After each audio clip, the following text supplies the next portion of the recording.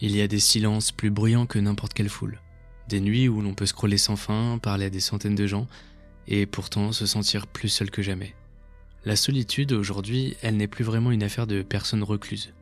Elle touche ceux qui sont connectés et qui sortent, ceux qui rient et qui partagent des moments avec d'autres. Mais pourquoi on la redoute tous? Est-ce qu'il faut vraiment la craindre? Il y a un truc étrange dans la réplique de Travis, une espèce de mélange de solitude assumée et de désespoir. Et ça m'a frappé parce que j'ai senti qu'elle exprimait une vérité qu'on refuse souvent de regarder en face.